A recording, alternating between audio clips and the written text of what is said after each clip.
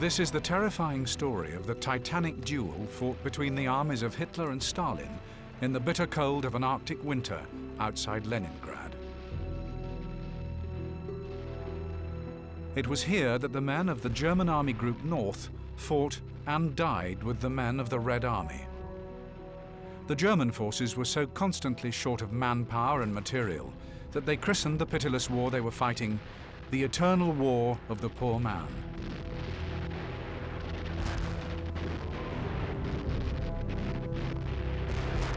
The Russians too had to endure terrible hardship, and the Siege of Leningrad contains heartrending tales of suffering and heroism.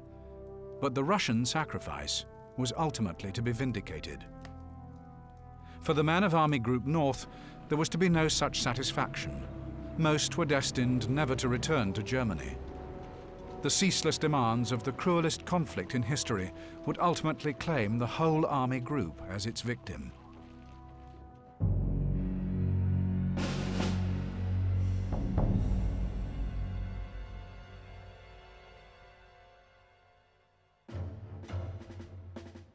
In late 1940, when Adolf Hitler finally confirmed to the General Staff that he had irrevocably decided to attack Russia, a plan was swiftly conceived by General Marx which envisaged a two-pronged advance by two huge army groups totaling over 3.5 million men. The German grand strategy was for two great parallel advances, the first aimed at Leningrad in the north, then swinging south to Moscow, and the second at Odessa on the Black Sea.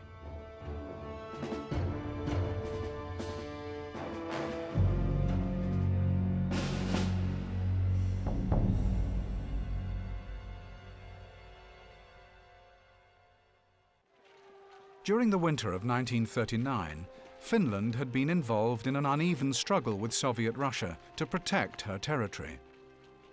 Under the leadership of Field Marshal Mannerheim, the Finns had doggedly resisted the superior Russian forces, but ultimately had to yield valuable territory around Leningrad. Britain had refused to help the Finns, who in 1941 turned to Germany for aid in regaining their lost territory. Hitler hoped to draw Finland into an offensive war with Russia, but the Finnish objective was simply to redress the balance, not the conquest of Russia. Although the Finns would play a small part in the battle for Leningrad, their refusal to mount an invasion of Soviet territory would ultimately have dire consequences for Hitler.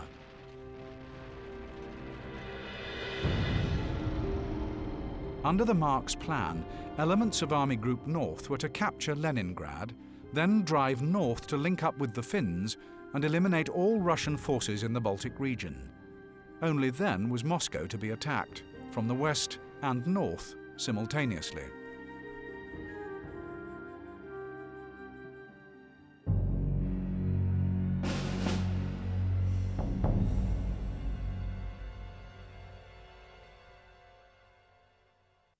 From the very outset, Hitler found it impossible to prioritize the objectives for his Russian campaign. After much discussion and argument, the Marx plan was subsequently revised to produce 3 separate army groups, each aimed at a different objective. Army Group North was to capture Leningrad, Army Group Center was to capture Moscow, and Army Group South was aimed at Odessa. With 3 major objectives to achieve, it was clear from the outset that German forces would be dangerously overstretched. Sections of the German military were very opposed to the venture, but Hitler refused to accept the advice of his staff officers. His gambler's instinct told him that if he delayed, even for 1 year, the crowds that cheered the latest successes so fervently might no longer be willing to follow him into so hazardous an undertaking, and there was surely no greater military adventure than the invasion of Russia.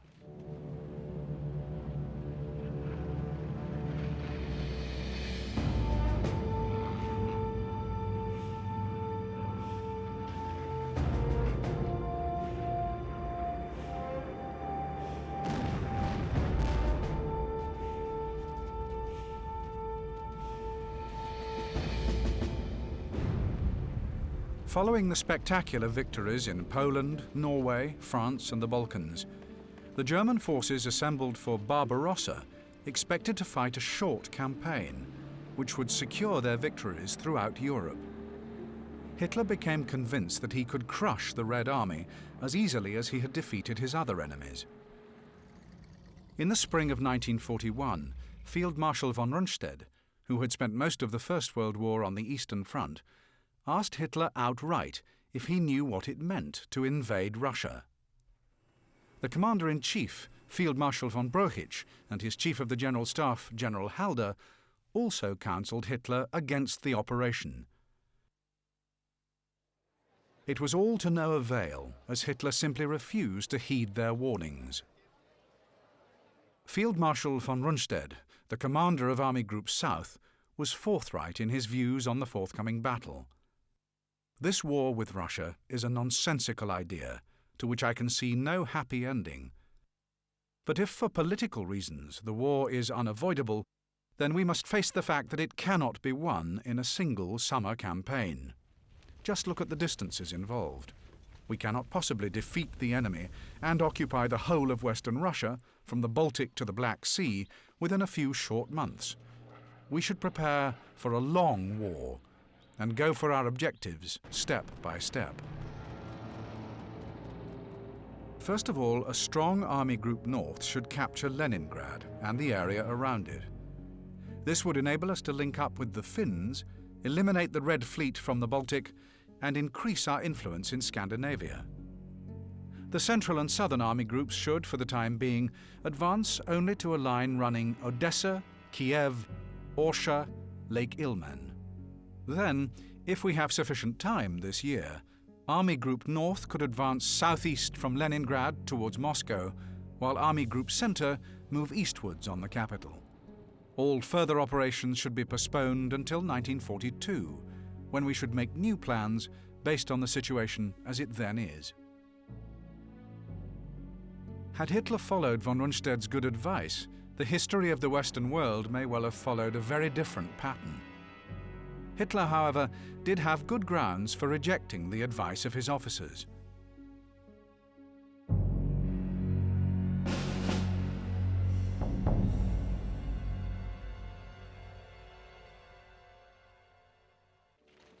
While the German army in the 1930s had been building its strength under Hitler, Stalin had been destroying the Russian officer corps. By the end of the purge, the Russian army had lost 3 of the 5 remaining marshals of the Soviet Union, all 11 deputy ministers of defense, 75 of the 80 members of the military Soviet, all the commanders of the military districts, 13 of the 15 army commanders, more than half the corps commanders, and approximately 30% of the officers below brigade level. Stalin had considered himself safe, as he did not intend to become involved in Western affairs. He had made complex peace treaties and alliances with both Britain and Germany, and hoped they would fight a mutually destructive war in the West.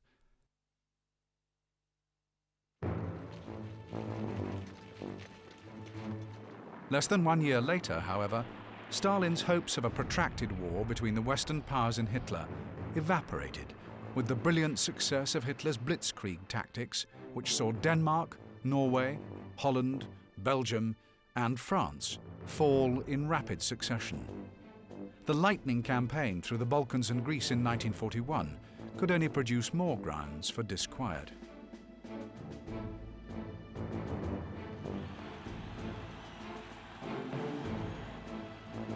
Though Stalin accepted that war with Germany was now almost inevitable, he certainly did not expect to be attacked in 1941. He decided Russia had at least until the spring of 1942 to prepare herself. His explosive denials of all contrary information was so fierce that vital intelligence concerning German preparations was kept from him by subordinates fearful of the violence of his temper. As the German build-up towards Operation Barbarossa continued, Stalin's attempts to pacify Hitler grew more desperate. He had already stated, in an interview with Pravda in November 1939, that it was not Germany who had attacked Britain and France, but Britain and France who had attacked Germany.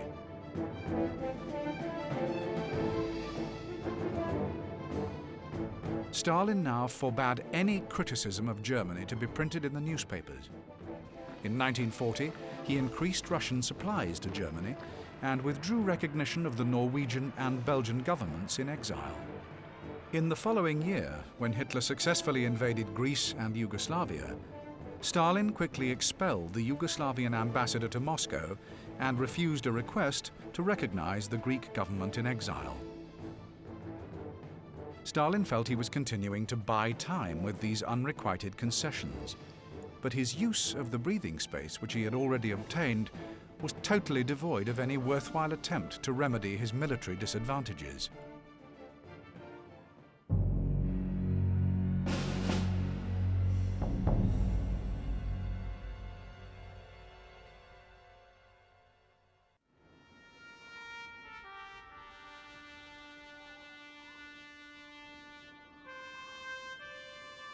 The main Russian force charged with defending Leningrad was the Northwest Front under Kuznetsov. In theory, the Russian forces were larger and more generously supplied with tanks, guns, and aircraft. In practice, the Red Army as a whole proved to be so demoralized by internal disruptions that they were disastrously unprepared. In addition, much of the Russian equipment was obsolete or unserviceable, with the result that in the opening battles at least, there was to be no real contest.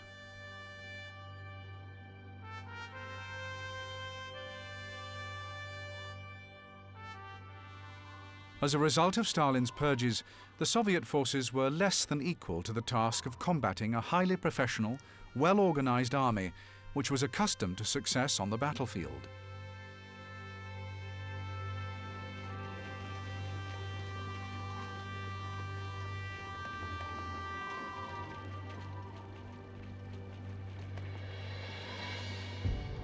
Many divisions were between 6,000 to 7,000 men short of wartime establishment.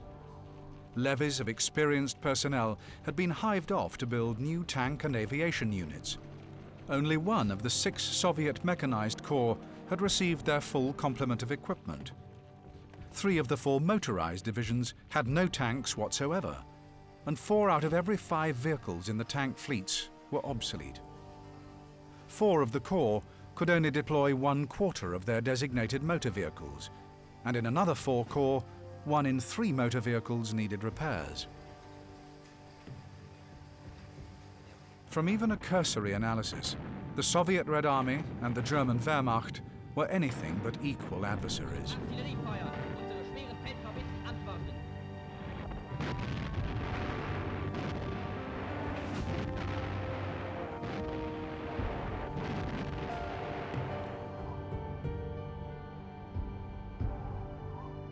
In the western part of Russia, the Red Army consisted of about 5 million men, with 1 million in the Leningrad sector. Although the tank strength of the Red Army on the 21st of June 1941 was an impressive 23,108 machines, only 8,000 were battle-ready and in good condition. Of these, less than 1,200 were deployed in the Leningrad sector. Many of the Soviet tanks were the outdated T-26 and T-28 medium tanks. There were even a few of the outdated T-35 machines, a massive multi-turreted tank which proved to be a disastrous failure in action.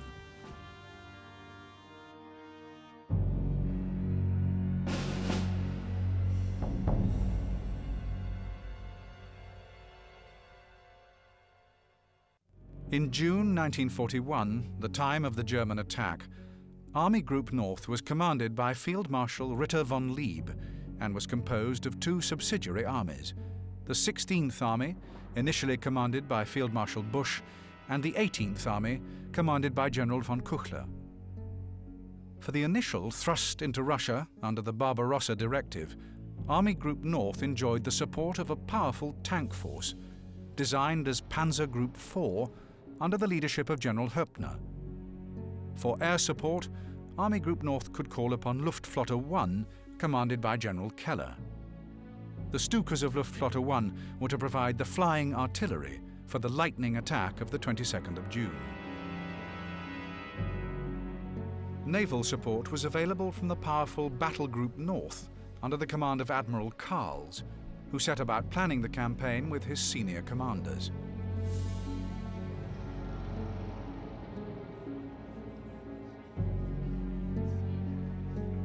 As commander of Army Group North, von Lieb had excellent credibility. He had formerly commanded the German Army Group Centre, which had succeeded brilliantly in the attack on France in 1940. He was extremely well supported by some of the most capable commanders the German army had in its ranks.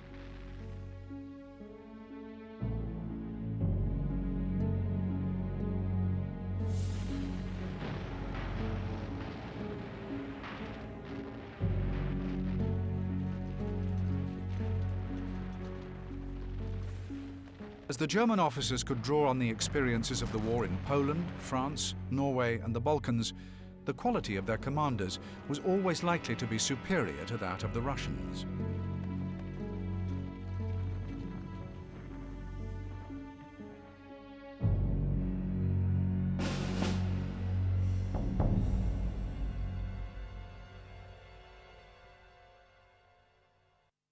For the great assault on Russia, Army Group North could count on over 800,000 men and 800 tanks, organised into 3 armoured divisions, 3 motorised infantry divisions, 20 infantry divisions, and 3 security divisions.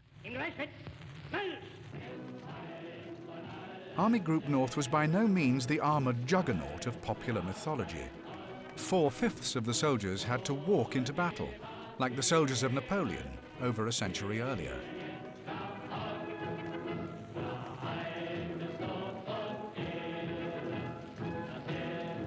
In 1941, the mechanised era was still in its infancy, and Army Group North needed 200,000 horses to draw their guns and equipment.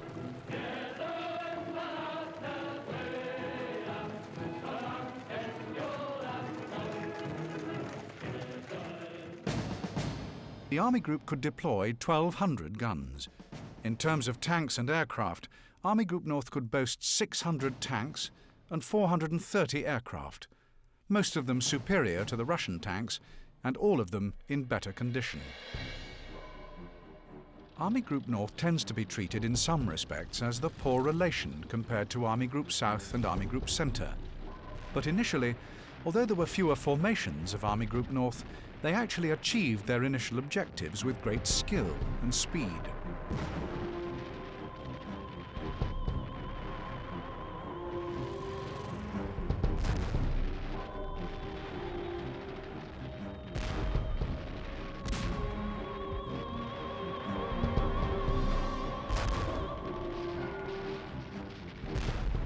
Ribbentrop, Hitler's foreign minister, had successfully concluded a non-aggression pact between Germany and Russia in 1940. Nevertheless, Stalin was wise enough to remain wary of his sinister neighbours to the west.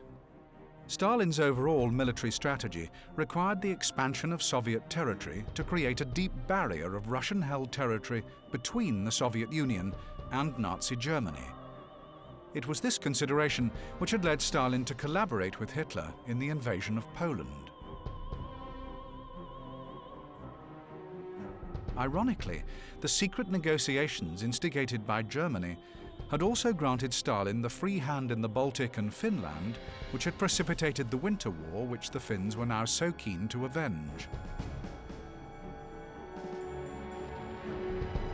From behind this defensive wall, Stalin planned to allow the Western Allies and Germany to fight a mutually destructive war in the West, as they had done for 4 years during the Great War.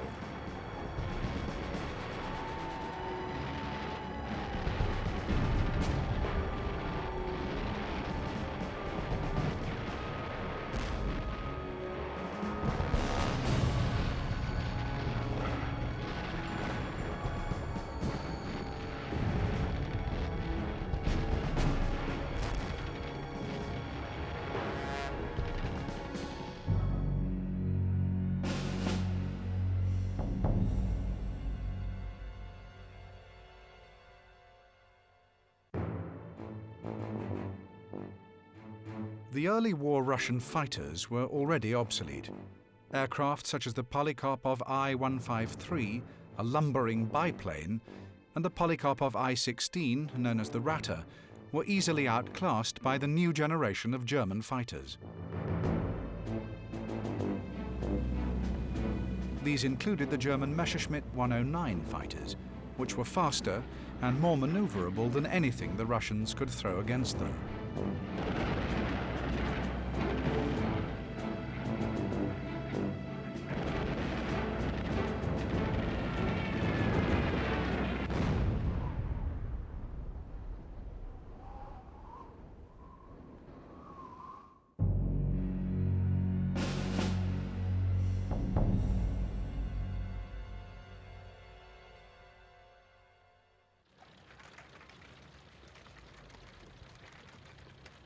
At last, at 0400 on the 22nd of June 1941, the code word Dortmund crackled down the wires, and the full force of Operation Barbarossa, Germany's invasion of Soviet Russia, was unleashed.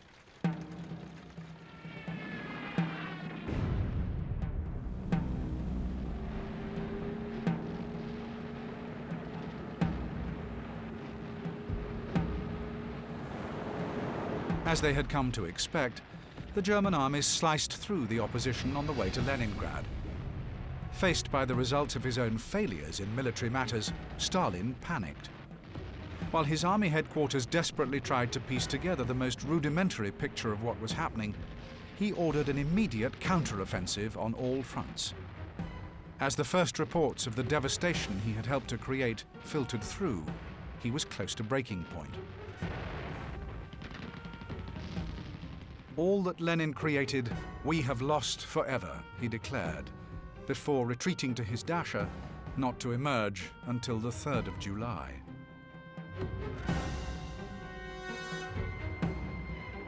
What really stunned the Red Army commanders was that this massive German assault had proceeded long after it had left its artillery support behind. The Red Army Command had planned for conventional meeting engagements and frontline battles. The perceived wisdom was that these would develop over days or even weeks. Next would come a large series of complex engagements, and then the real war would begin.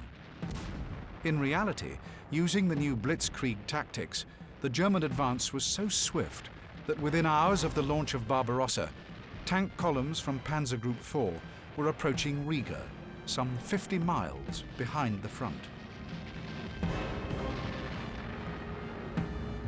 This extended blitzkrieg technique, especially the bold use of armor, came as an extraordinary and disorientating surprise to the Russians, even to the senior Soviet commanders.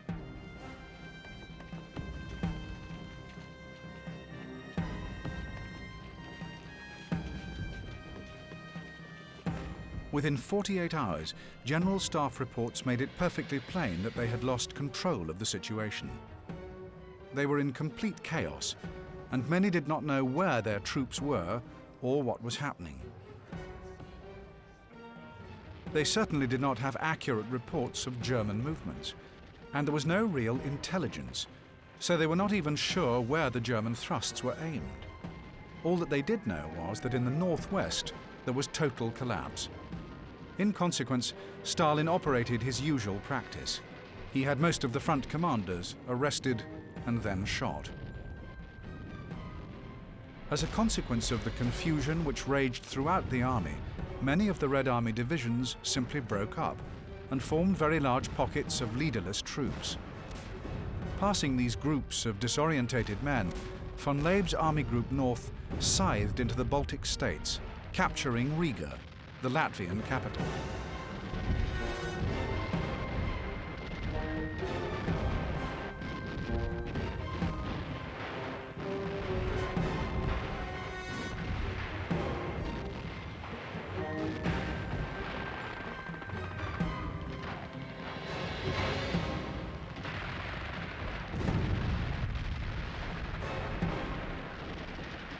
The number of prisoners taken and the war material captured or destroyed in Operation Barbarossa was assuming astronomical proportions. It is hardly surprising that Hitler, his commanders and the troops themselves now believed that the Red Army must be nearing the end of its resources, both in manpower and in weapons. Prisoners confessed that the German attack had been completely unexpected. Moscow, it seemed, was certain to fall into German hands. Great optimism prevailed in Army Group Centre. Hitler had already set up a special engineer command, whose task was to be the demolition of the Kremlin. The propaganda ministry saw fit to make a bombastic statement announcing that the war in the East was won and the Red Army practically annihilated. During the early stages of the campaign, the Stuka dive bombers of Luftflotte 1 played their familiar role as the German storm broke against Russia. The initial moves followed the classic blitzkrieg pattern: no declaration of war and a fast-moving assault designed to disorientate and confuse the Russian army. As the forces of Army Group North drove further into the Baltic states, Latvia and Estonia were quickly captured.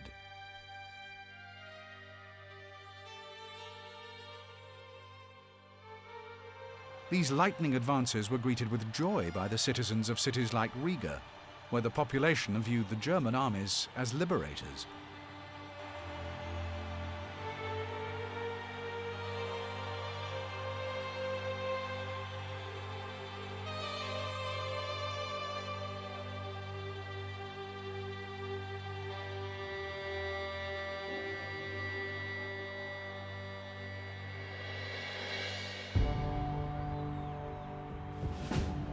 In scenes of unprompted joy, the German soldiers were greeted with flowers and kisses from the local girls.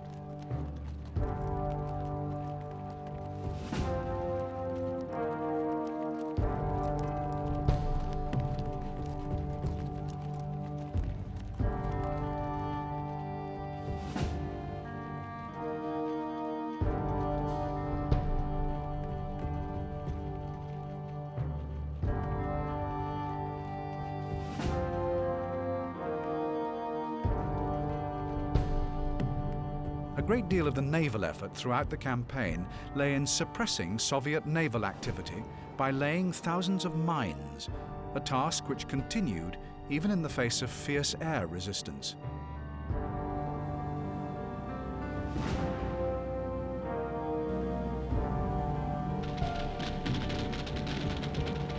These ships of Karl's battle group continued with the task of mine-laying despite the attentions of the Red Air Force.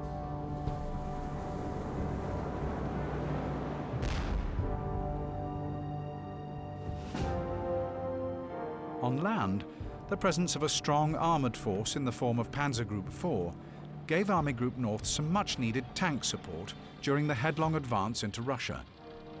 Nevertheless, the rudimentary road system of the Baltic states and northern Russia played havoc with the tanks. Right at the beginning of the Russian campaign, the Germans experienced the problems which dust can cause in motor vehicles. Tanks sustained severe damage from the dust they stirred up while crossing vast sandy regions.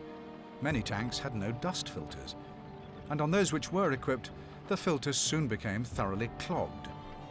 Quartz dust was sucked into engines, which became so ground out that many tanks were rendered unserviceable. In other tanks, the abrasive action of dust reduced engine efficiency and massively increased fuel consumption. The sand roads undoubtedly caused problems. They greatly slowed tanks or trucks. They also caused huge dust clouds which were raised by convoys. These dust clouds frequently provoked air attacks by the surviving aircraft of the Red Air Force. As the Red Air Force regathered its strength, these attacks resulted in serious losses of men, vehicles, and horses.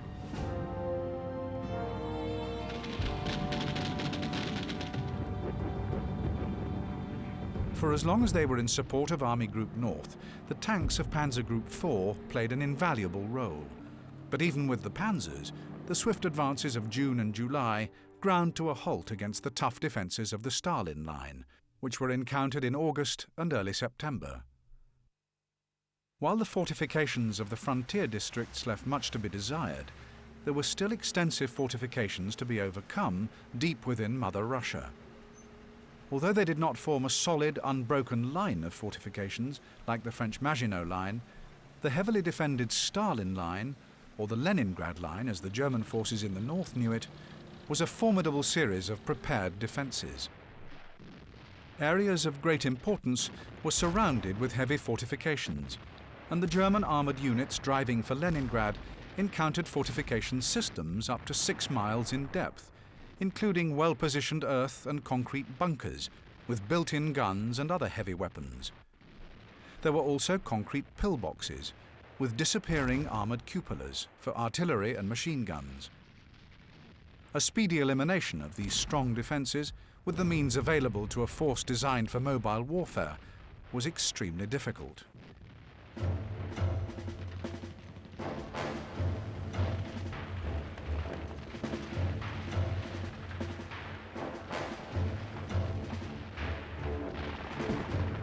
The area of Krasnovar-Dysk, south of Leningrad, had been developed according to sound Soviet defensive principles and was effectively turned into an outlying fortress for the defense of Leningrad.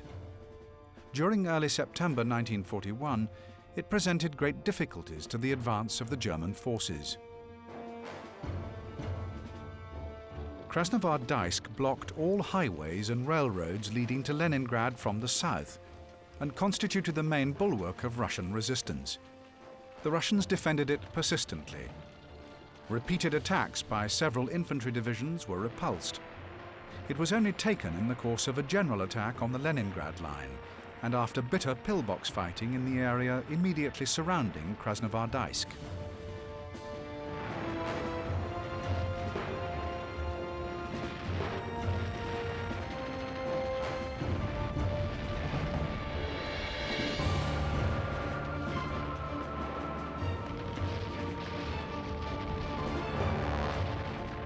Only the flexible leadership of battle-tested armoured forces, attacking with great vigour, made it possible to overcome the defence zones which had been set up with a sound knowledge of the latest defence techniques. Within a week, the German 6th Panzer Division had been forced to break through and roll up 12 positions, repel several counterattacks, and take more than 300 heavily fortified bunkers. Like all German operations in Russia, from an early stage it became apparent to the commanders, to the troops, to the High Command, that the task they had taken on, and the tasks they may have to take on, were beginning to exceed by far the resources to hand. In general terms, the forces were adequate for the immediate tasks which Army Group North had to fulfill. It was a very accomplished command, and it did manage to achieve what Hitler ordered to be done, which was to seize the Baltic states, establishing them as a base for further operations in Russia, and move right up to Leningrad.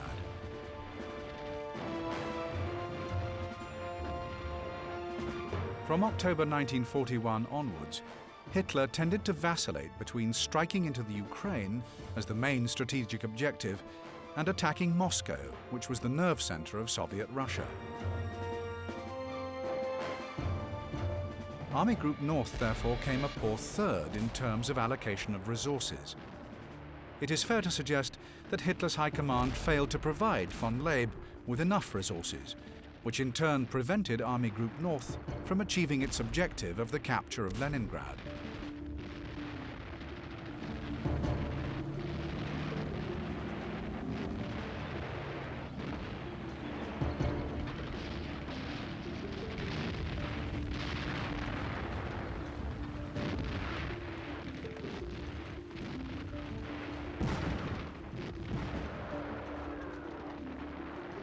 In the north, the fighting for the Stalin Line proved to be an attritional nightmare, with German casualties soon mounting to First World War levels.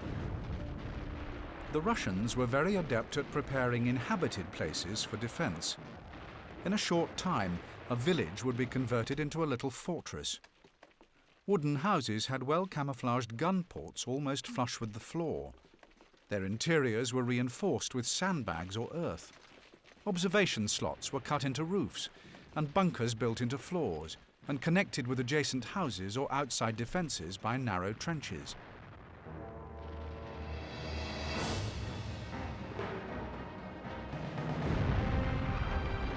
Although almost all inhabited places were crammed with troops, they seemed deserted to German reconnaissance, since even water and food details were allowed to leave their shelters only after dark.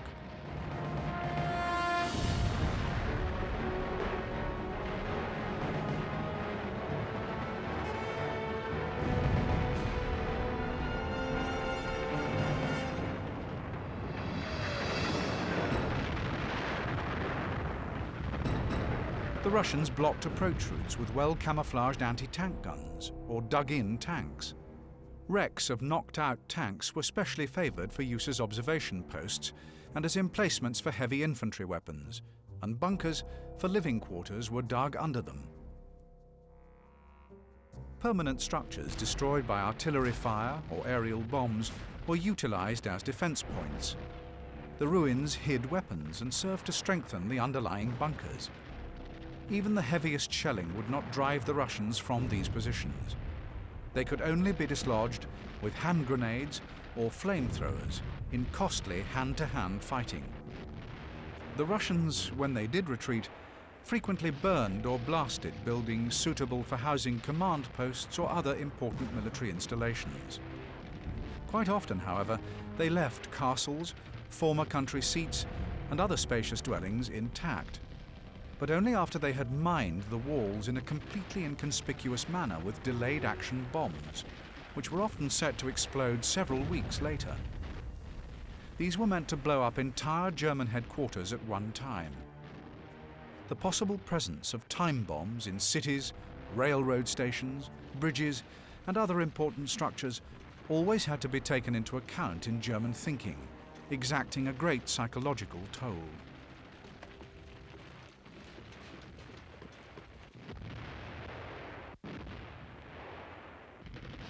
Entirely new to the Germans was the Russian use of forest fires as a hot weather weapon.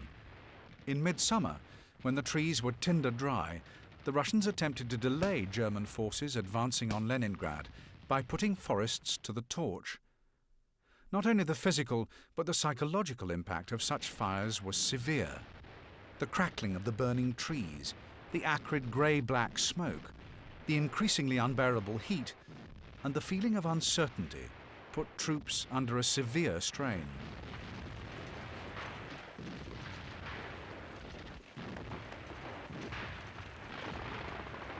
Despite the tenacity of a hard-fought series of grueling battles in which the SS Police Division particularly distinguished itself, the Stalin line was finally broken in late August, and Army Group North surged onwards.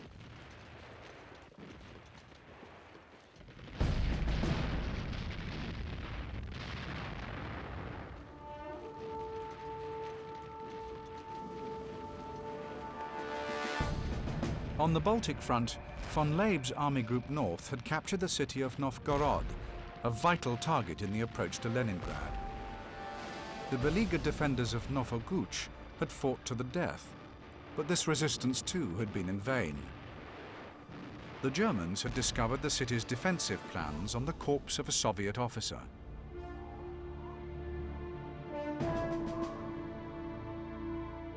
With the Stalin line broken, General Herpner's 4th Panzer Group resumed its drive toward Leningrad, but without supporting infantry, its progress was limited.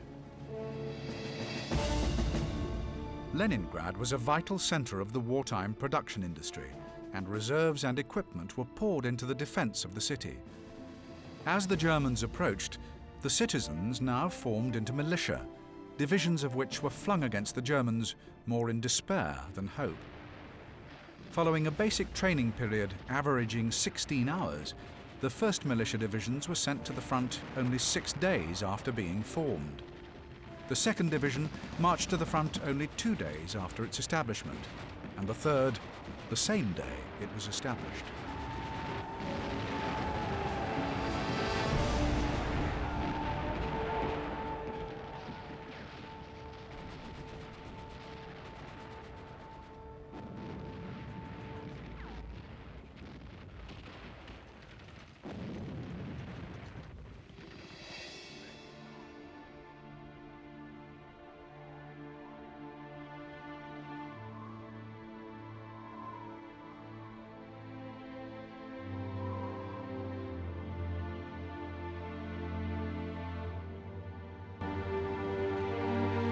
Nonetheless, some Russian civilians obviously felt caught between two fires.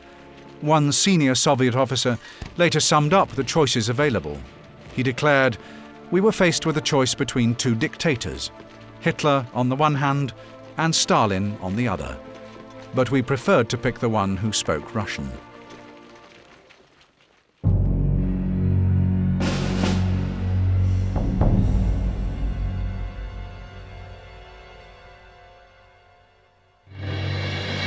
An ominous development for the Germans at this point was the appearance on the battlefield of the Russian medium T-34 tank and the heavy KV-1.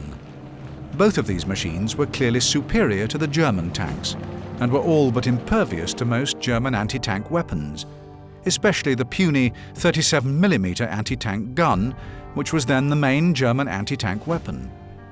The 37mm was so ineffective against Soviet armour that it was nicknamed the door knocker by the disgruntled German anti-tank gunners. These puny 37mm guns were intended to deal with some of the best armour in the world. General Erhard Raus, who fought with Army Group North, left a clear account of the first encounter with the new Russian armour in the shape of the trusty KV-1 tanks which attacked the 3rd Panzer Division. Then there suddenly appeared for the first time a battalion of heavy enemy tanks of previously unknown type. The tanks overran the armoured infantry regiment and broke through into the artillery position.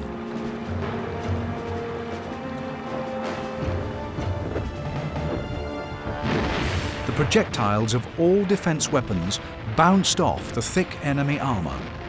100 German tanks were unable to check the 20 Russian dreadnoughts and suffered losses.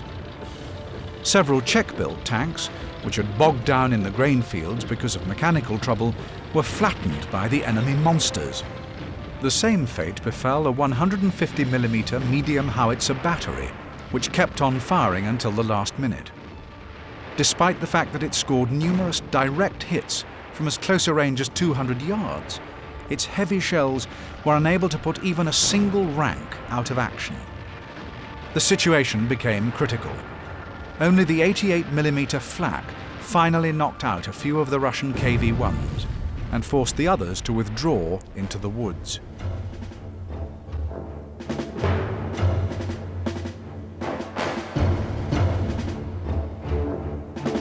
The only bright sign for the Wehrmacht was that the new Russian tanks were still in relatively short supply, and their battle drill was poor.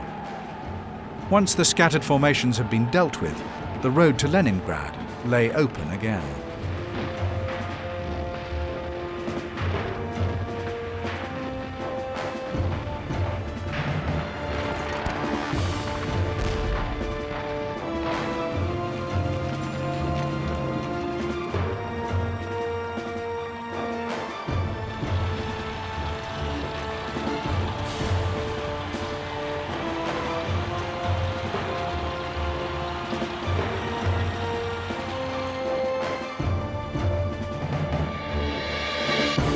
Despite the limitations of some of its weaponry, by September, Army Group North had destroyed, for all practical purposes, the Soviet Northwest Front. It had virtually eliminated 2 Russian armies, driven to the outskirts of Leningrad. The collapse of the Northwestern Front was a real catastrophe for the Red Army and brought Stalin to the brink of despair. Leningrad's fate hung by a thread at the beginning of September. But Stalin was to make one inspired move. He appointed Marshal Zhukov to the command of Leningrad, and this remarkable soldier was to prove himself equal to the task.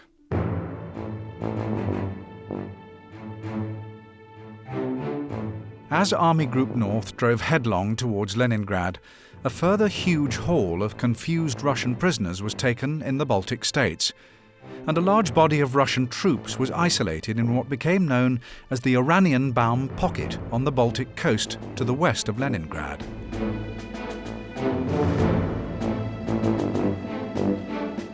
The Oranienbaum pocket was a small semicircle of Russian-held territory, an area of ground that was never to be taken by Army Group North, despite all attempts over the next 3 years, and it was to prove a tactical thorn in the side of the 18th Army.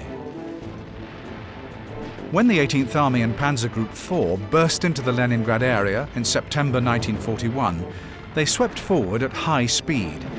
And as they moved swiftly north, they either destroyed or brushed aside the Soviet armies.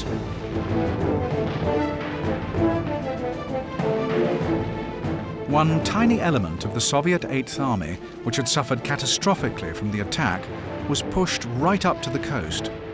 There, around the town of Oranienbaum, 3 elements of the 8th Army kept up resistance for virtually 3 years. The bridgehead acquired enormous strategic significance.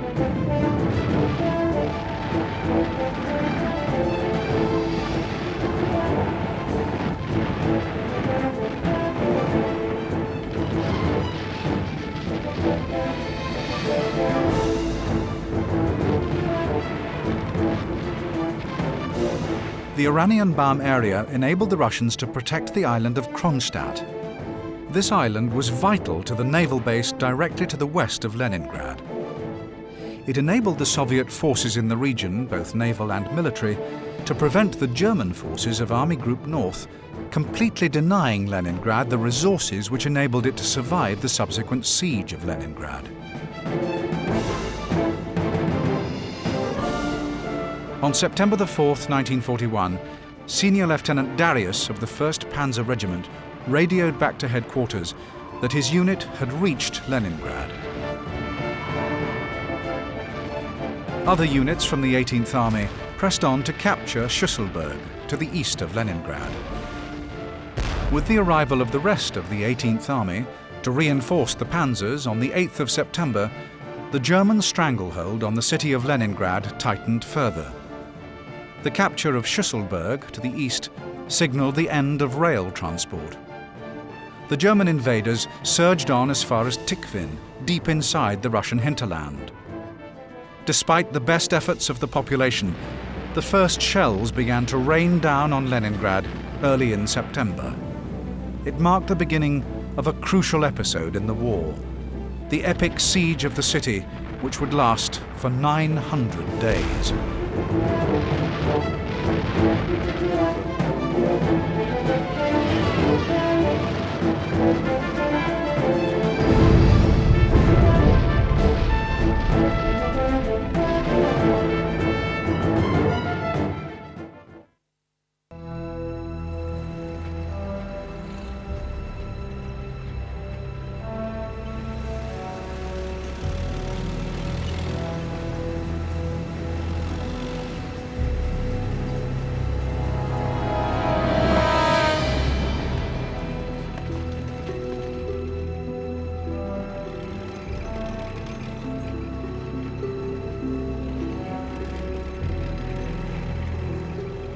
As the German advance into northern Russia continued, the rail link to Leningrad was cut. The fate of Leningrad, and with it 30 Russian divisions, appeared to be sealed. The next stage of the battle was expected to be an attack on the beleaguered city.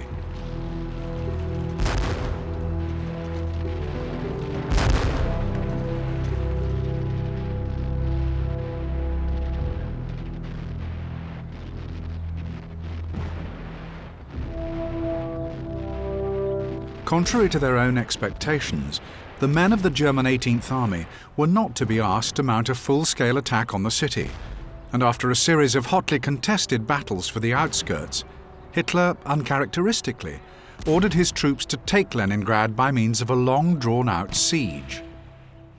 It has been suggested that he was unnerved by the remote-controlled explosions which the Russians had used so effectively in Kiev. It is a decision which still provokes debate today. There are really 2 possible explanations for the failure of Army Group North to take Leningrad. One was the conflicting priorities in the mind of Adolf Hitler and the Army High Command.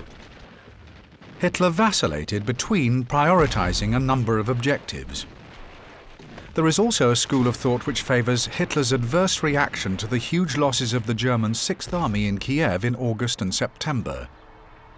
In Kiev, thousands of German troops were lost to remote-controlled explosions, and thousands of others to desperate street fighting. This, it is thought, persuaded Hitler that no German troops should be made vulnerable by committing them to the inner city streets of Moscow and Leningrad. In any event, the 18th Army lacked the really heavy artillery necessary to reduce the defences of Leningrad. The massive guns of the German siege train had already been allocated to the sector of Army Group South, where they were earmarked for the coming battles in the Crimea. To move them all the way across Russia would have delayed the operation into winter.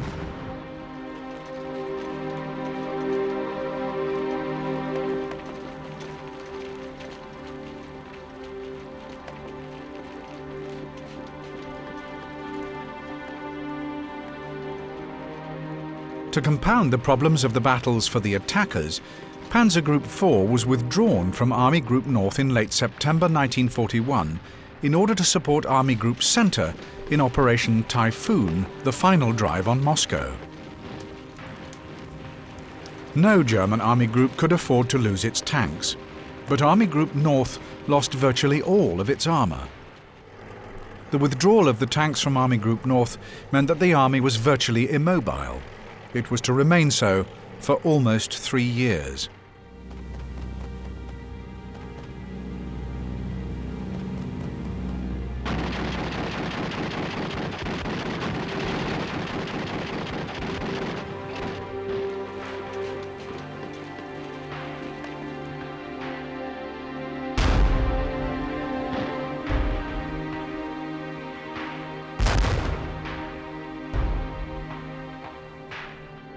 It is easy to suggest that the loss of Panzer Group 4 in September 1941 was directly responsible for the failure of Army Group North to take its strategic objective of Leningrad.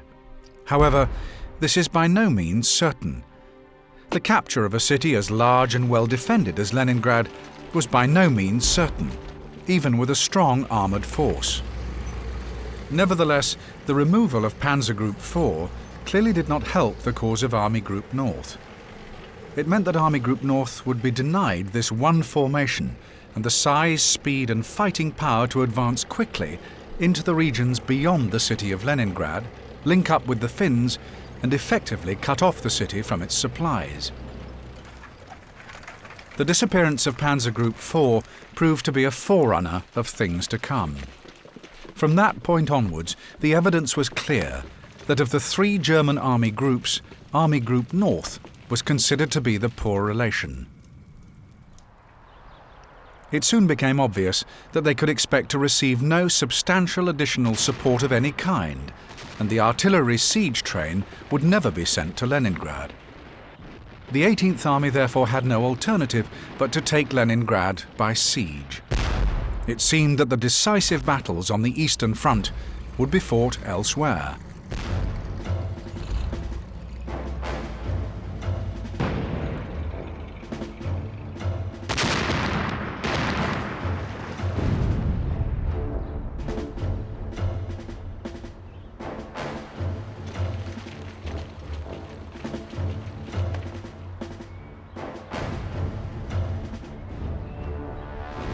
With the commencement of the Siege of Leningrad, a relatively stable front line appeared in the northern sector.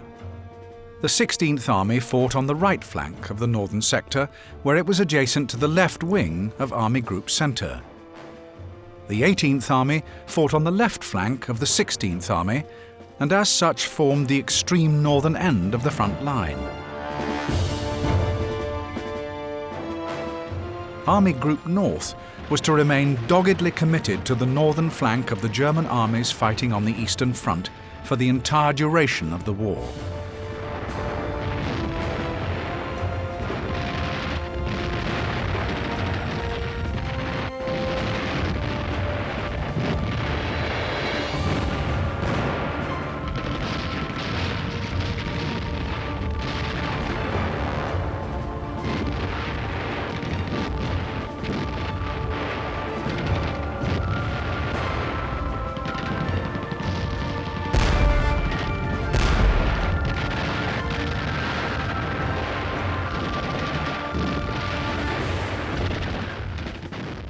The Siege of Leningrad was the stage for an intense struggle that would in later years be recognized as a key event in that conflict of inhuman savagery.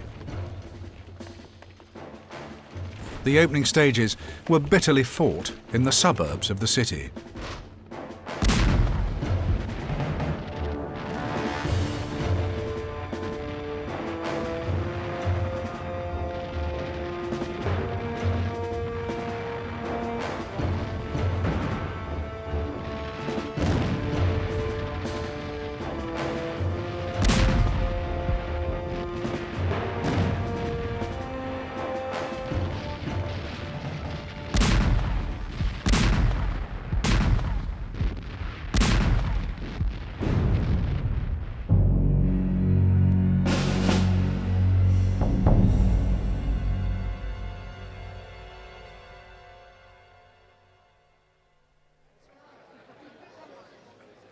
When General Zhukov arrived to take over the defence of the city on the 10th of September 1941, he found the defenders in an advanced state of disorganisation and the inhabitants close to panic. Undaunted, he briskly set about bolstering its defences. A shortage of anti-tank guns was dealt with by converting anti-aircraft artillery to the task of attempting to halt the panzers. 6 brigades of naval infantry and students were formed, and reinforcements drafted in from the Karelian Isthmus. Zhukov began to take the fight to the Germans through raids and counterattacks. But by now, the German troops had pierced the inner circle of defences and were rampaging through the suburbs.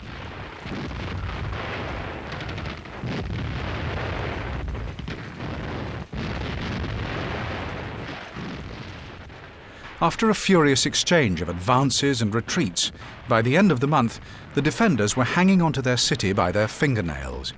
It seemed inevitable that Leningrad would capitulate.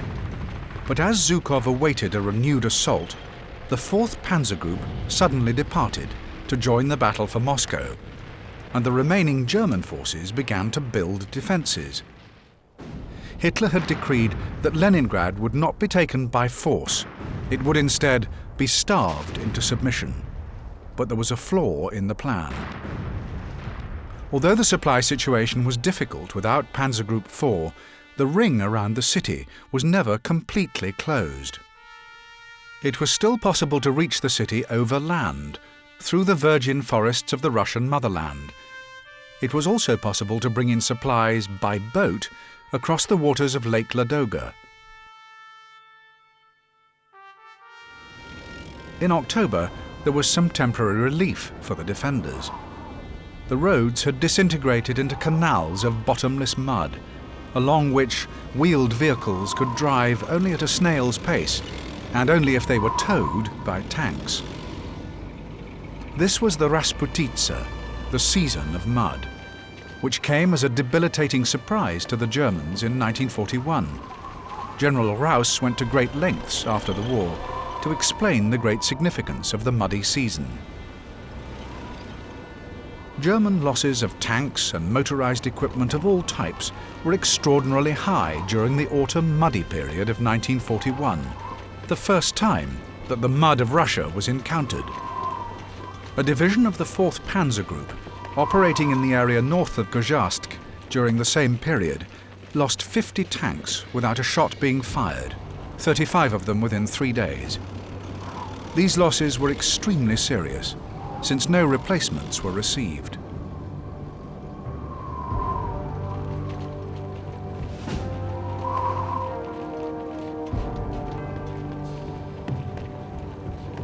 The Germans had no conception of mud as it exists in European Russia. In the autumn of 1941, when frontline troops were already stuck fast, the German High Command still believed that mud could be conquered by brute force, an idea that led to serious losses of vehicles and equipment. At the height of the muddy season, tractors and recovery vehicles, normally capable of traversing difficult terrain, are helpless, and attempts to plough through the muddy mass makes roads even more impassable. Tanks, heavy recovery vehicles, and even vehicles with good ground clearance simply pushed an ever-growing wall of mud before them until they finally stopped half buried by their own motion.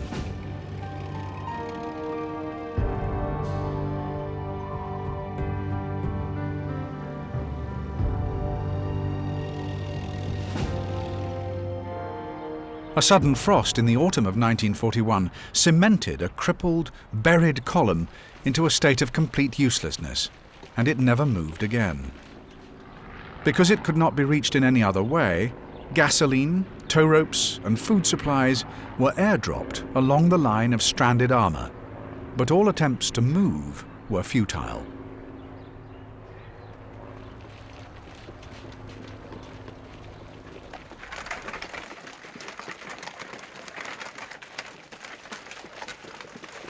Often, when drivers found themselves bogged down far from any habitation, they abandoned their vehicles and set out on foot to contact friendly troops in the nearest village, or sought food and shelter from local civilians in order to remain alive until the worst of the muddy season passed. For the muddy seasons, vehicles with high ground clearance, light weight and low unit ground pressure were necessary. German trucks had low ground clearance and could not get traction in deep mud. Since German supply cars had wheels too narrow for muddy terrain, they sank deep into soft ground. Even the German Multier and Ostschlepper of the later years were bogged down in mud as their tracks were too narrow. Raus noted that the awkward-looking and slow Russian tractor of pre-war vintage salvaged the heaviest, most deeply mired loads after German equipment failed to budge them.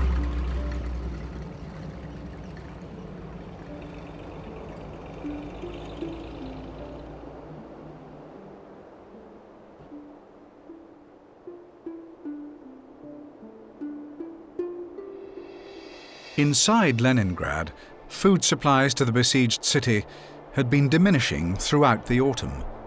By late November, they were at their lowest ebb for the entire duration of the siege. Manual workers were receiving only 250 grams of bread per day, 1/3 of their normal requirement. Without water for sanitation and basic medical supplies, disease became inevitable. As winter arrived and temperatures fell to the -20s, thousands began to die each day. Total starvation threatened constantly. To the Germans, collapse seemed imminent.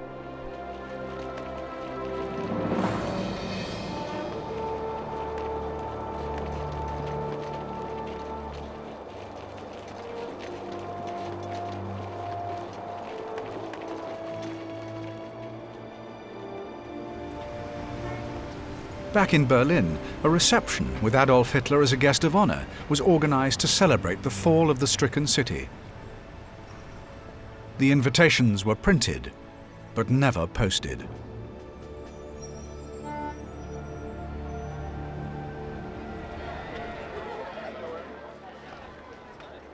Russian resistance remained stubborn and defiant. Even women soldiers in the Red Army were in combat units. The ferocity and inhumanity of the conflict beggars the imagination.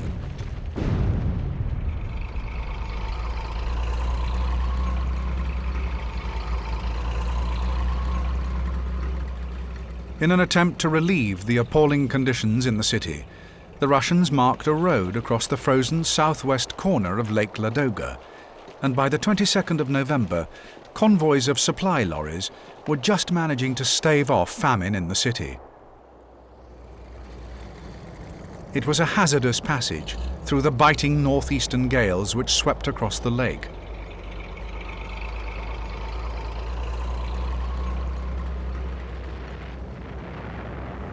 The German Luftwaffe also did its best to intercept the convoys and break the surface of the ice.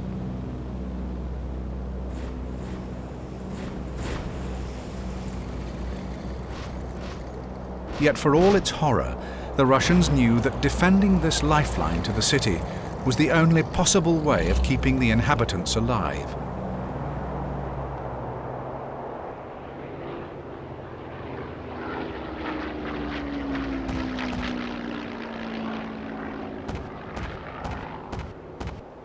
But for some, the food coming across the ice was too little, too late. Victims of starvation, suffering from falling blood pressure and the wasting of the heart and internal organs, would never regain their health. Many would die months after food and medical supplies finally arrived. The children who survived would emerge totally traumatized by the siege, as an eyewitness recalled. It was reflected in the way many of the children played, all by themselves, in the way that even in their collective games they played in silence, with grave faces. I saw faces of children which reflected such thoughtfulness and sorrow that those eyes and faces told one more than could be gathered from all the stories of the horrors of famine.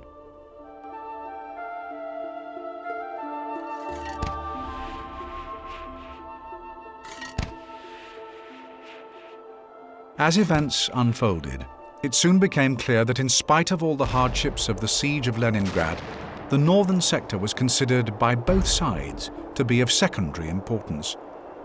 The men of Army Group North soon became convinced that they were fighting what they referred to as the eternal war of the poor man.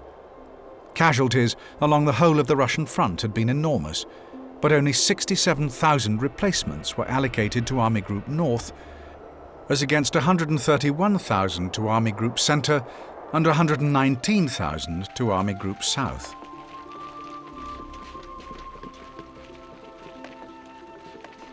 When it came to allocating fresh divisions from the reserves, the situation was even less favourable.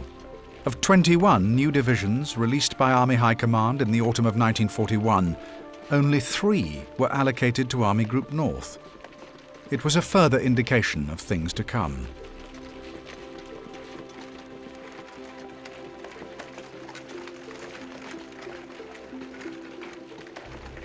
One unexpected benefit for the Army Group was the occasional support which they received from German naval units operating in the Baltic. As one flank rested on the Baltic seas, Army Group North was the only formation which could look for substantial support from the Kriegsmarine.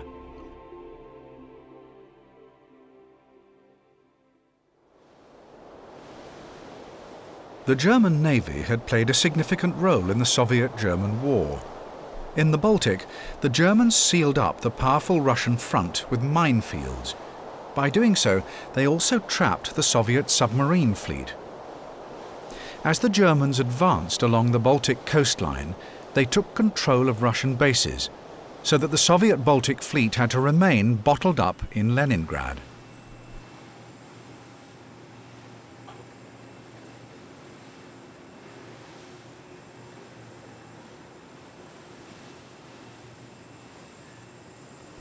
The function of the Soviet Baltic Fleet during 1941 and 42 was limited solely to supplying fire support to the Soviet forces fighting to defend the city.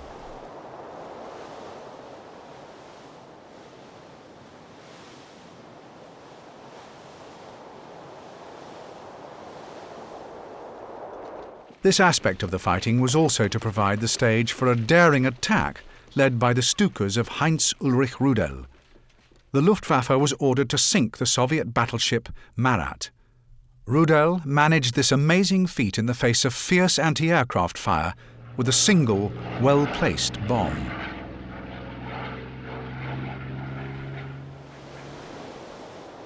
On the deficit side, the 18th Army had to become involved in a number of amphibious operations to capture the Baltic Islands, which placed a great strain on what were already severely limited resources.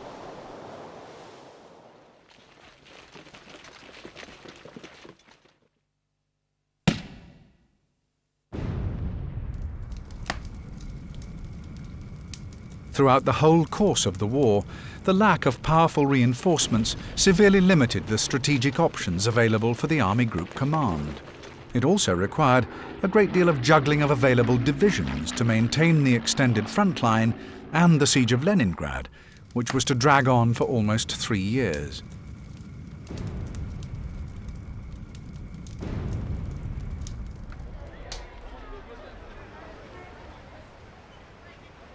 The Germans had closed right up on the city and into the outer suburbs, but the ring was not closed.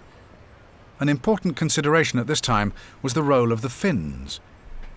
They agreed to move close to Leningrad, their 5th General Mannerheim making it quite clear that he was prepared to take action to recover Finnish territory yielded to Russia in the Winter War of 1939, but that he would not take part in the direct attack on Leningrad itself. That was one of the conditions Finland made on entering the war against Russia on the side of the Germans. Mannerheim was as mindful of the political conditions as he was of the military conditions, because of Finland's vulnerability to future Russian aggression. This meant that the German and Finnish armies were never able to cut off Leningrad completely from the rest of the world. In both winter and summer, the Russian forces were still able to get resources across Lake Ladoga, in the northeast of the city. From the winter of 1942 onwards, the railway to the east of Leningrad was completed, and Leningrad was connected to the rest of the Soviet Union, which enabled the forces to supply the inhabitants of the city, helping some of them to survive the siege. The Soviet negotiators in the Soviet-Finnish peace talks, which took place in 1944, actually recalled that the Russians recognized what the Finns had done for them. If the Finns had moved forward and closed the ring of siege around Leningrad, it would have meant the death of the city. Despite the fact that some supplies got through, it was precious little. Starvation drove the population to extreme measures, including the horrifying excess of cannibalism. The first cases occurred at the beginning of December 1941. The Soviet Criminal Code made no mention of such a crime as cannibalism, so Soviet officials could at first only define it as an extreme form of banditry. According to the top-secret report of the military procurator of Leningrad, A.A. Kuznetsov, dated 27th of February 1942, investigations of cannibalism led to criminal charges against 26 individuals in December 1941, 366 in January 1942, and 494 in the first 2 weeks of February 1942. Investigation revealed that not only was human flesh consumed by individuals, but it was also sold to other citizens. By the 20th of February 1942, 866 individuals were under criminal investigation or actual indictment for suspected cannibalism. Only 18% of this number had any previous criminal record. Of the 886 suspect individuals, 322 were men and 564 women. Almost 30% were aged over 40, the next largest group being in their 30s. More ghoulish still was the discovery of extensive intrusions into cemeteries and the mutilation of the recent dead. One evening in March 1942, the watchman at the Bogoslovsky cemetery detained a woman with a sack. Once opened, the sack revealed the bodies of 5 infants. The increase in cannibalism forced the city authorities to set up police guards at all the major cemeteries. With the first snows of 1941 came a cruelly bitter winter. The temperature continued to fall, and the German soldiers now paid dearly for the arrogance of the High Command that had refused to admit the possibility of anything other than a quick, decisive campaign. Few men in the German trenches had more than summer clothing, and frostbite took an agonizing toll. German machinery and guns had never been designed to function in such extremes. Engines seized up, metal tank tracks split apart in the cold, ammunition would not fire. The fierceness of the cold was far beyond the experience of most Germans.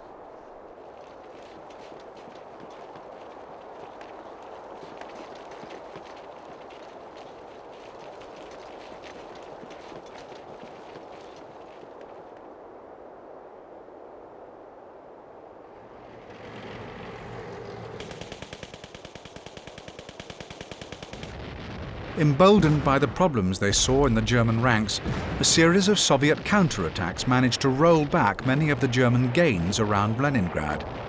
With incredible exertions, the Germans kept up a semblance of defense.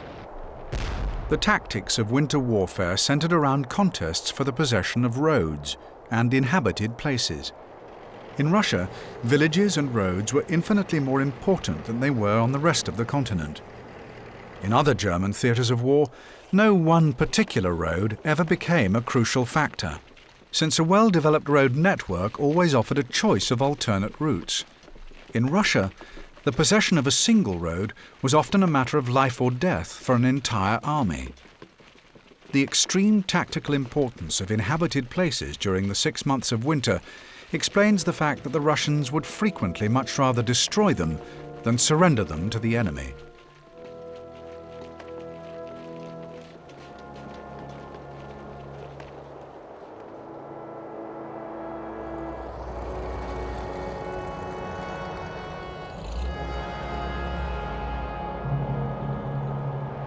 In the bitter trench warfare outside Leningrad, the defender had a definite advantage in winter because, as a rule, their positions could not be seen in the snow, except at very close range. The defenders were able to keep their forces under cover and wait until the moment their fire could be used most effectively. The attacker was also impeded and easily detected, even in camouflage clothing. The principal weapon of the defender became the machine gun, as its performance was not diminished by snow, in which mortars and light artillery lost most of their effectiveness.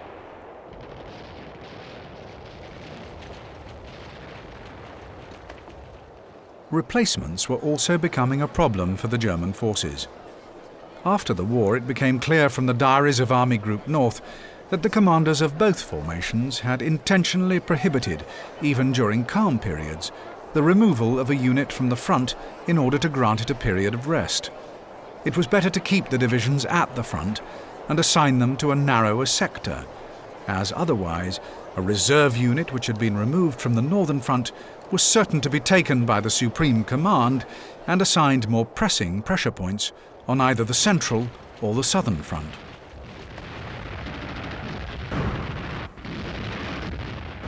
Although the northern front was regarded as being of secondary importance, it was in no sense a backwater.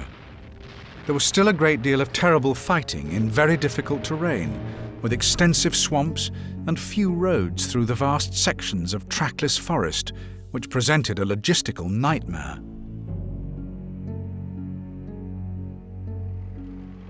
Army Group North and the army divisions were facing the most difficult conditions on the Eastern Front. The climate and the terrain were completely different. Around Leningrad, it is very marshy and boggy. There were also very few roads, so all transport logistics were very difficult indeed.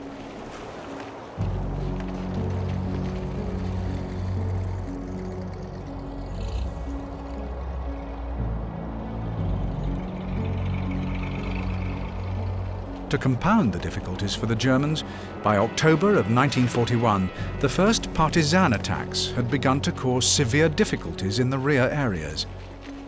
The effects of these attacks were further compounded by the fact that the underdeveloped infrastructure of Russia meant that there were very few roads or railways which could be used as alternatives to those blocked by partisan activity.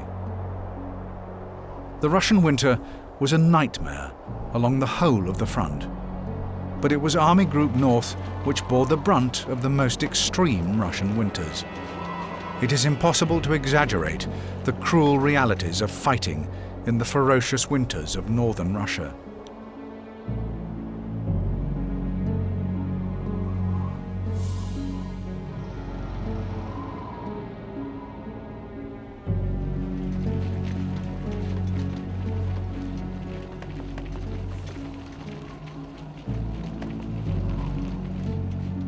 In addition to their geographical and climactic difficulties, the fighting spirit of the Red Army facing Army Group North was no less intense than that displayed on the other sectors. The Siege of Leningrad has become synonymous with endurance and suffering, but there was also a great deal of intense combat, as a series of miniature battles rolled backwards and forwards around the siege lines outside Leningrad.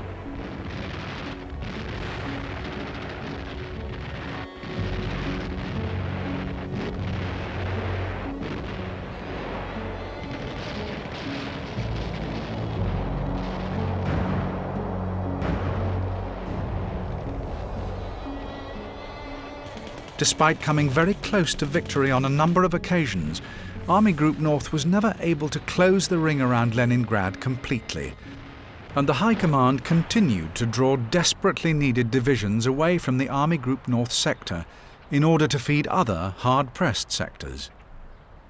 The result of this attrition from two directions was that a ferocious Soviet offensive in January 1944 finally broke the resistance of Army Group North and raised the siege. The lifting of the Siege of Leningrad in 1944 forced Army Group North to fall back to a new defensive front, composed of a series of partially constructed defences known as the Panther line. This line should have represented a fallback position for the German forces, but work was beginning much too late.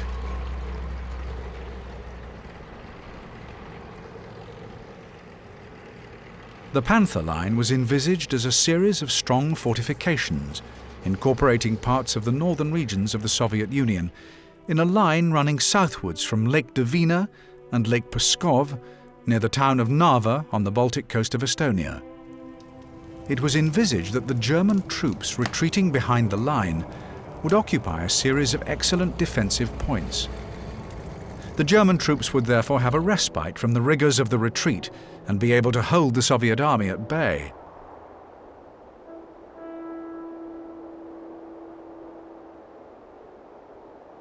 Meanwhile, the armoured formations and the air formations of the German army were repaired and returned to the fray to renew combat with their Soviet foes. However, the Panther line was constructed merely as an afterthought when it was much too late. The German armies had suffered defeats and simply did not have enough troops to man the line effectively. In those areas where adequate defences had been prepared in the line and there were sufficient German troops and aircraft available, it proved a very formidable obstacle for the Soviet army to overcome. Had it been properly prepared as part of a coherent overall strategic plan, the Panther line could have been held.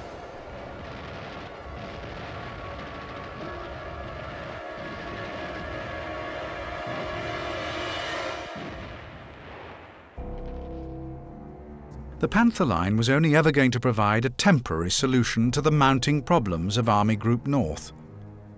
The destruction of the neighbouring Army Group Centre in June 1944 tore a huge gap in the German lines and left the right flank of Army Group North vulnerable to a Soviet attack. Hitler was forced to sanction another series of withdrawals. From the Panther line, Army Group North were forced to retreat in relatively good order towards Germany, fighting a series of ferocious defensive battles as they went, the most notable of these being the defence of Narva in 1944. The battle for Narva plays a very important part in the Soviet-German war because Narva is the gateway to Estonia. The Germans recognized the importance of holding Narva, and there were initially 12 divisions organized into what was called Abteilung Narva, a special force grouping which was to fight with enormous courage and distinction.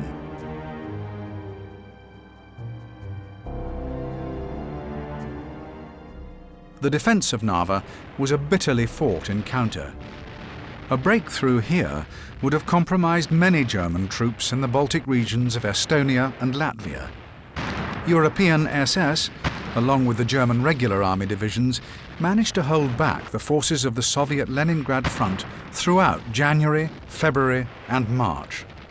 Their bitter attritional contest was not characterized by sophisticated tactical maneuvers. It was a bloody slugging match.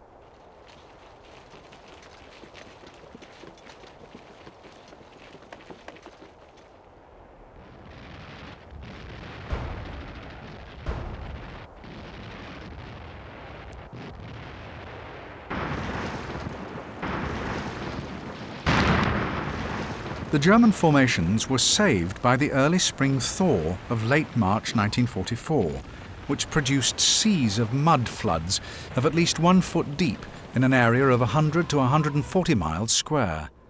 Even Soviet tanks stuck fast in the torrents of mud, and the German forces were able to retreat once more.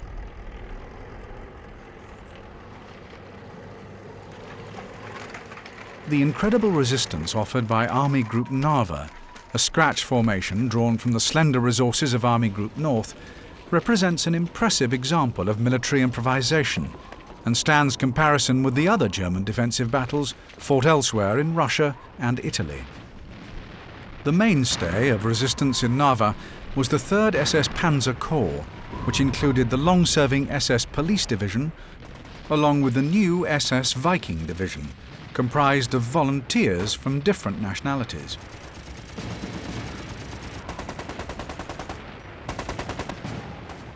By October 1944, the situation around Narva from a German point of view was hopeless. But unlike the countless garrisons squandered by Hitler in a pointless series of hold-at-all-costs orders, Army Group Narva managed to escape and rejoin Army Group North. Constant retreat was now the order of the day, as the Army Group was driven back through the Baltic states towards Germany. But Army Group North would never make it home.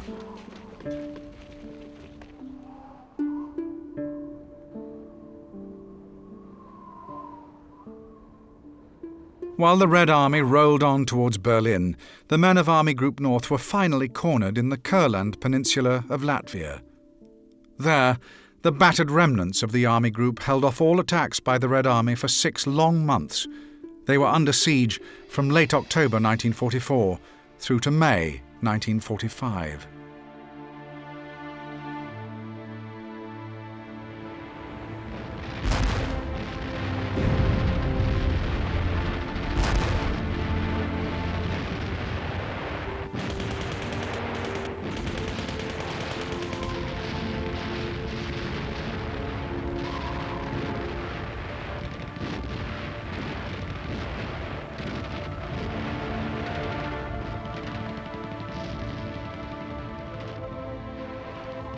In January 1945, the 2 armies which had served since 1941 as Army Group North were renamed Army Group Kurland.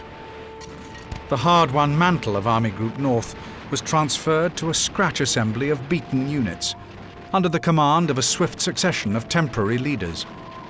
The spirit of the men of Army Group North remained behind in Kurland.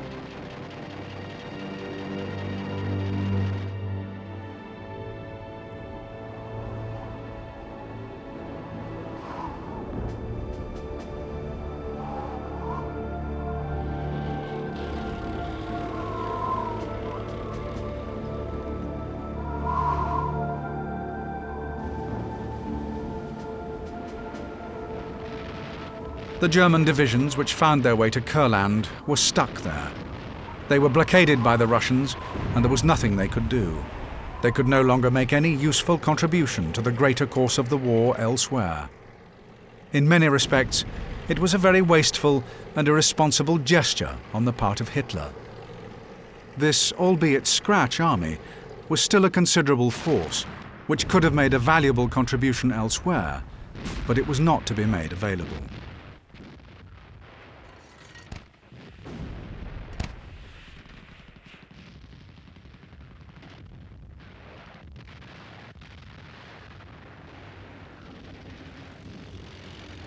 Despite everything that the besieged Red Army could throw at them, the surviving elements of the 16th and 18th Armies, now officially known as Army Group Kurland, continued to resist all further attempts to force them into surrender. Fighting for the Kurland Peninsula was grinding in nature. It was not like the Western and Eastern fronts, characterized by large formations sweeping along the frontier in impressive, sophisticated operations. In the Kurland fighting, the Germans trapped in this region were gradually, slowly and surely pushed back in spectacular fashion into something of a geographical cul-de-sac by the Red Army.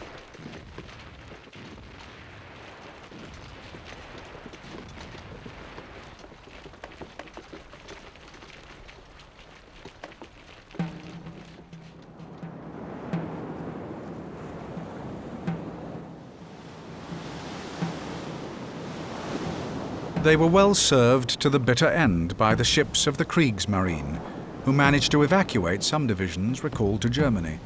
On occasion, they even managed to bring in some much-needed reinforcements. The German Navy did have an important role to play when the Red Army began to advance along the Baltic coast to break into East Prussia. Because if at all possible, the German Navy had to try and contain Soviet naval operations. Even more importantly, they had a grievous burden: to try and evacuate as many of the German civilians and German military units who had been trapped and transport them back into German territory.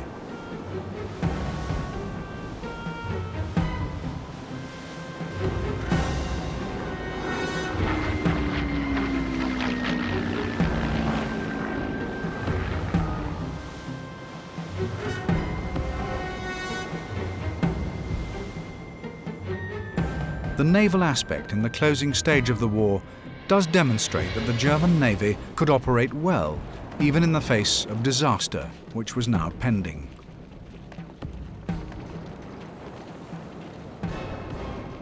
The Kriegsmarine was absolutely vital in explaining why German formations fought bitterly to the end for the pointless battle for the Kurland Peninsula. The peninsula, from the army's point of view, was militarily useless. Indeed, many German commanders in late 1944 and spring 1945 constantly requested Hitler to give up the Kurland Peninsula. This would release the 26 divisions that were fighting there, in order to bolster their defence in what were more important military regions nearer to home.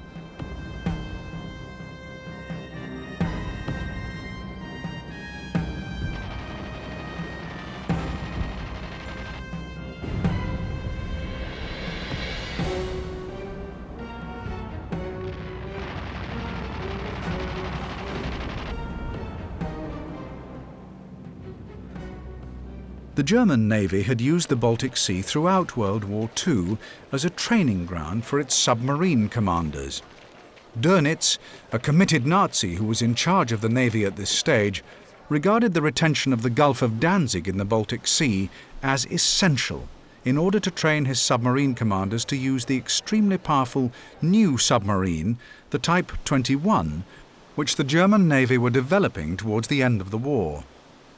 The Kriegsmarine, therefore, played a critical role in explaining why the German formations fought so bitterly for the Kurland Peninsula.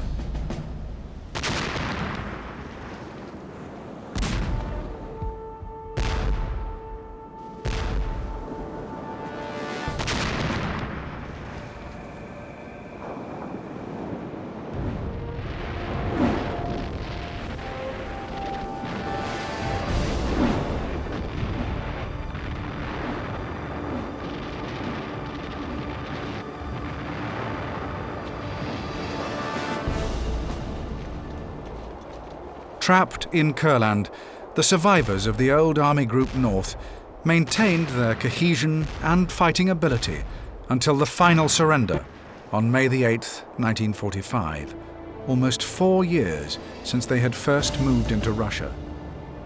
On that day, 203,000 men began the long march into Soviet captivity. Many would never return, and others were held as slave laborers until 1955. A high price to pay for their long defense.